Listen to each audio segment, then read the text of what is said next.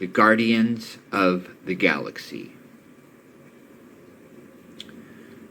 The two gates of the cosmos are depicted in the zodiac or Mazzaroth as a man. These celestial anthropomorphic constellations are Orion and Ophiuchus on the opposite sides of the cosmos. These can be seen as sentinels or guardians of the gates. This is biblical, as the book of Revelation describes the pit as having a gate or portal with a sentinel, Abaddon, and a corresponding star and key. There are also two corresponding stars that act as the keepers and are associated with the respective gates. Antares, the supergiant red sun, in the keeper of the Golden Gate.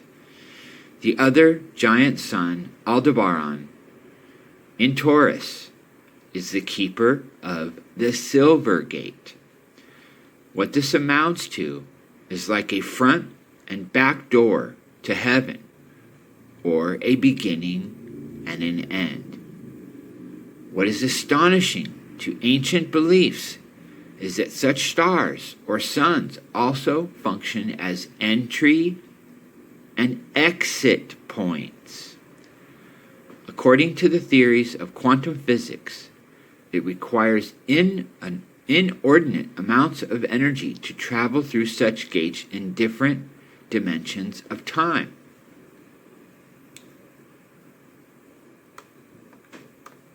As noted, the Silver Gate has Orion as the sentinel guard.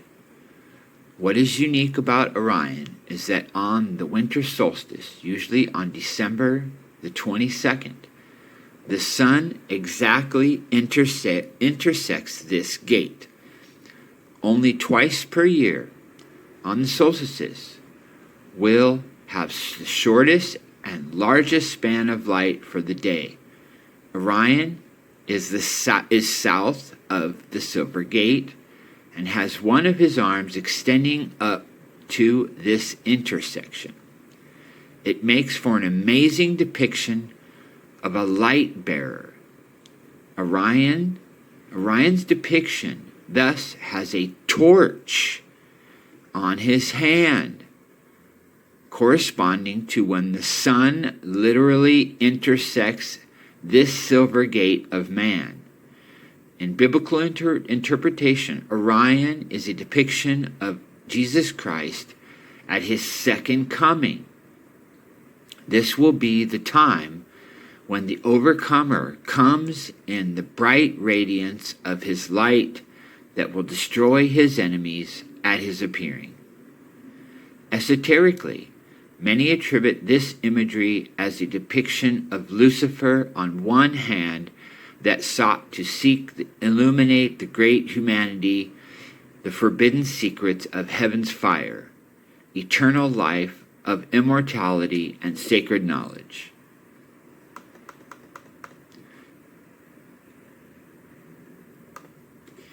At the Golden Gate of God, there is Ophiuchus. What is unique about Ophiuchus is that on the summer solstice, usually on June the 20th, the sun exactly intersects this gate. He is the man wrestling with the serpent, attempting to usurp the crown of heaven. Ophiuchus is considered part of the zodiac conventionally, but considered by many to be the 13th sign of the constellations. The discrepancy comes into play as the 13 zodiac signs are connected to the lunar cycles. Why is this the case? The moon goes around the earth 13 times during the time it takes the earth to revolve around the sun once, a 1:13 ratio. This is why most ancient calendars were 13 months in a solar year.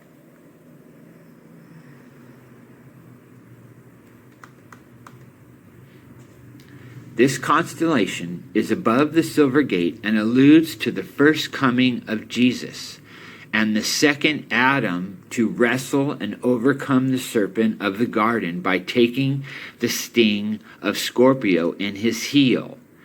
This amounted to being subjected to the sting of death that the Apostle Paul speaks of, that now, because of Jesus, the sting of death will never visit a believer in Jesus Christ. On one level, the Bible attributes Jesus to being the creator and knows the end from the beginning.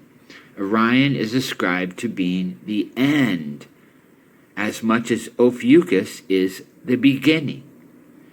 In a biblical interpretation, Jesus was able to declare himself Alpha and Omega. This is the duality of the risen Jesus Christ, the true light of the world. Jesus came to overcome the false light bearer, Lucifer, along with sin and its consequences of eternal death and separation from the Creator.